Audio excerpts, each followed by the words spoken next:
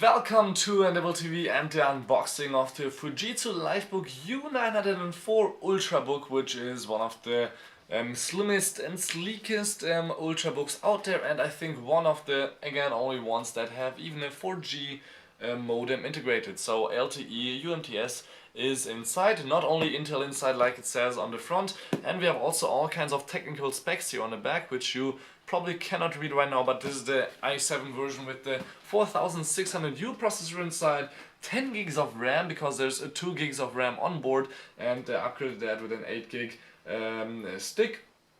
Also 256 gigs of SSD, high speed. Also we have the LTE inside, as I said, and an Intel wireless, and a 7260 module, which has also Bluetooth integrated, so that's quite cool. I think there's also fingerprint reader inside, but I'm not sure about that.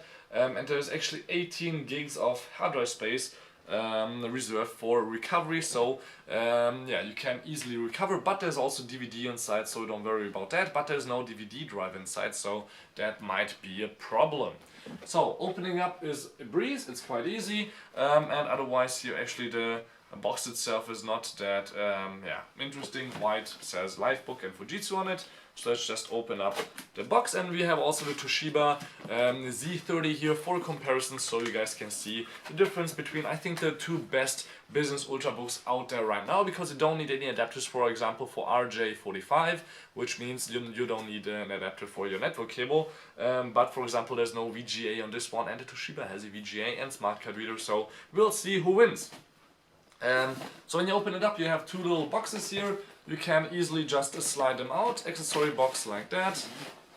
We hold it. And then there's also here the notebook part. Just slide it out. Here we go. We put the white box on the bottom, the Ultrabook to the side, and then in the accessories box it feels quite light, so there shouldn't be too much inside. Let's see how to open it up. Okay.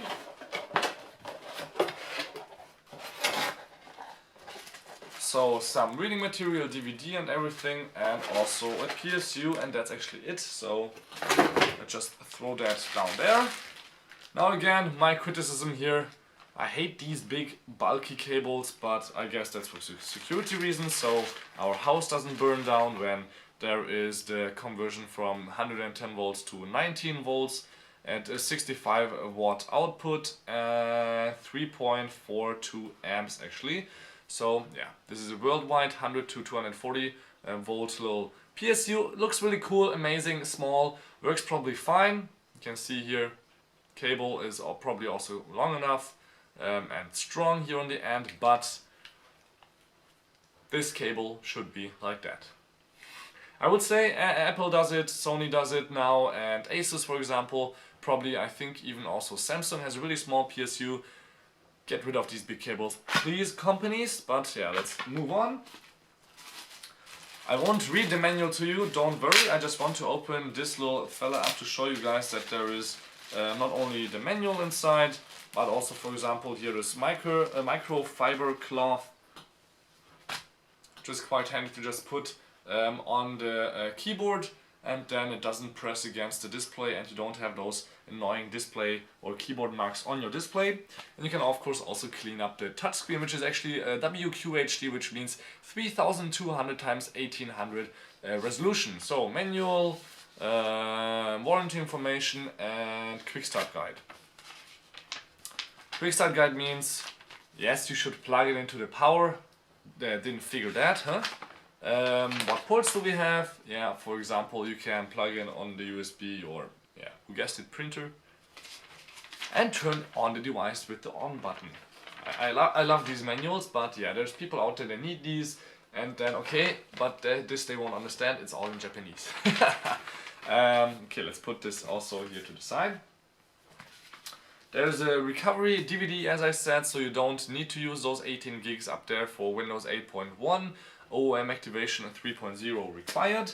So that was this part, and let's go to the Ultrabook then. The best thing, of course, in the box. Slide this out here, and then we have here the beautiful black version. It's also available in red actually. I think you have seen my video about that one. Now this is the black. which is slim, light, metal actually on the inside and also here on the bottom a little bit, I think. From the outside you can see the Fujitsu logo, some fingerprints already, but they are not that visible with this not that great light. On the bottom there is the docking station, quite important for a lot of companies, a little bit of fan, and it's not that easy to upgrade it, but probably you can, since there is some holes here covered up with rubber thingies that I hope that there are some screws below that. So we have here a 3.5mm headphone jack, or headset jack actually, which allows us to use our smartphone headsets, for example. USB 3.0 ones, I think this, yeah, exactly. Then we have fan vent, Kensington and power. These are not ideal to be next to each other, but well. On the other side we have a little bit more to show you guys, especially here the SIM card reader for the 3G, 4G module. Here's the network port, I will show you in a second how to use that one. HDMI, USB and SD card reader. So the network port, this is my favorite part about the notebook, it's magic. You just have to pull it out like that, it's still flat, and then you just do this and here you go, you can put in your cable right there. It's a little bit wobbly, but it's quite sturdy, I guess. There's a lot of metal here, it should not break that easily. You can move it around a little bit so you guys can see it. Moves of course a little bit, so nothing really happens because it's too strongly built in here, but I'm not sure how what would happen, for example, if somebody trips over the cable and then, yeah, the cable flies out. But I mean, with any notebook that could happen. So on the front we have the speakers, one speaker here, another speaker there, and there's some status LEDs blinking right there because we are in standby mode right now. If you haven't seen the back, nothing interesting there, a long hinge. And let's just open up the notebook, which is, as I said, in standby right now. So the screen turns on, we are logged in right away. You go to the beautiful Windows 8.1 screen with the WQHD resolution. You can really see how beautiful and sharp it is. I love it, love it, love it. Of course it's fast, it's touch, but there's also non-touch version available. You can go back to the desktop, you can use your regular desktop look. You can use your perfect keyboard here on the bottom to type. It's a chiclet keyboard with backlight actually, and also page up and page down buttons here on the bottom. This is right now the German version, so don't worry, it will be QWERTY in your country, and the enter button is in the US usually just one row, but yeah, you have probably already seen that. On the top here there's the on and off switch and another button, which is the echo button, so you can press that actually right away to use even a little bit less power. And if I go actually on the little battery sign here, it tells me we have 167 hours left at 80%. Of course that's not true, it's about 6 to 7 hours in Wi-Fi, I would say. I haven't tested it yet, but this is really a quite cool little glitch right now. Let me do a screenshot about that. Maybe we can use that later. So we have a really big trackpad here with the buttons built into the bottom, and of course multi-touch feature, and also if you would want to fingerprint, but that's only an option by Fujitsu.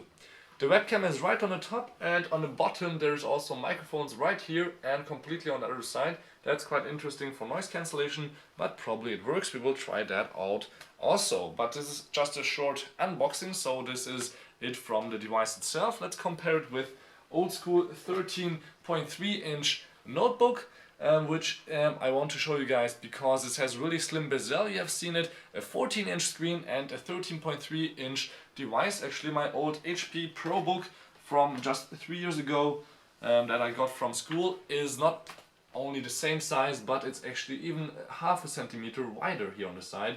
So you guys can see 14 inches fit into a 13 inch case. And of course otherwise it's really slim, light, ultra portable, ultrabook. But the far more interesting comparison probably for you guys is, okay, but you can still buy 13 inch notebooks like the Toshiba Portege Z30, yes, and this is actually a little bit smaller because it also has a slim bezel, but only 13 inches. And here you go, so not much smaller, just about not even a finger in thickness. Here you see the difference. And you can also actually see the ports now, where we have, I think, one more USB on the Toshiba, smart card reader, network and VGA, but yeah, it doesn't have 4G, but both have actually a docking station port. So, this was it from the Fujitsu U904 Lifebook in an unboxing. I hope you liked it. Full test coming up soon, I hope. My name is Balazs. Don't forget to subscribe to Endeavor TV and maybe also buy the notebook. Till then, my name is again Balazs, and I enjoyed you watching me take this little device out of the box.